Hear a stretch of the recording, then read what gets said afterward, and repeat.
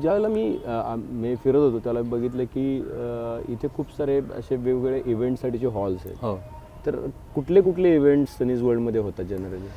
तुम्ही जर पाहिलं आहे 21 वंडर्स ऑफ पुणे किंवा सनीज वर्ल्ड म्हटलं तरी वावगं होणार नाही अशा प्रकारे आहे. 21 वंडर्स म्हणजे त्याच्यामध्ये बेसिकली पाहिलं तर 11 बँक्वेट हॉल्स आहेत, हिलटॉप हॉल्स आहेत, 7 बँक्वेट लॉन्स आहेत, 3 रेस्टॉरंट आहेत, एक ॲडव्हेंचर पार्क आहे इंडियज आणि एक वेलनेस सेंटर. असं जर आपण पाहिलं तर टोटल 21 गोष्टी याच्यामध्ये आहेत. ह्यामध्ये 5 लोकांपासून 15,000 लोकांपर्यंतचे वेगवेगळे कार्यक्रम म्हणजे छोटे छोटे कॉन्फरन्स असतील, ते लाईव्ह मेगा शोज असतील, अशापर्यंतचे सगळी कार्यक्रम पुण्यामध्ये सनीज वर्ल्डमध्ये होऊ शकतात.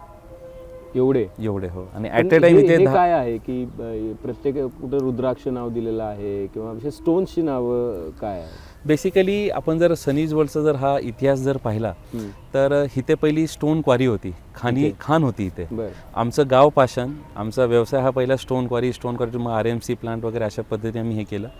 ह्याच ठिकाणी मग आम्ही हे जे 21 वंडर्स आहेत तर हे तुम्ही जर पाहिलं असेल तर टोपाज, चारकोल, त्यानंतर सफायर, रुद्रा, हे जे काही नावं आहेत ही सर्व आपण त्या जेम्स जे म्हणतो आपण प्रिशियस स्टोन्स जे आहेत त्यांची आपण ती नावं दिलेली आहेत. कोहिनूर म्हणून जो आमचा बँक्वेट हॉल आहे सर्व ह्याच्यामध्ये, तर तो एक one of the biggest hall of पुण्यामध्ये आहे तो. अच्छा, किती लोकांची तिथे 2000 लोकांची तिथे सोय होऊ शकते. 2000 लोकांचा प्रोग्राम तिथे होऊ शकतो. समजा जर एखाद्या दिवशी तुमच्याकडे इथे 4-5 इव्हेंट्स होणार आहेत तर आणि 5-10,000 लोक आली तर त्यांची सगळ्यांची पार्किंगची 3000 गाड्यांची पार्किंगची सोय आणि 2 व्हीलर्सचं सोय आणि प्रत्येक व्हेन्यूला आयडेंटिफाईड आणि सॉर्टेड वेगवेगळे पार्किंगची सोय केलेली आहे आपण. अच्छा, पार्किंग हाच मुळात ह्याची एक USB आहे की इथे आल्यानंतर पार्किंगची सोय मुबलक प्रमाणात अवेलेबल आहे हीच ह्याच्या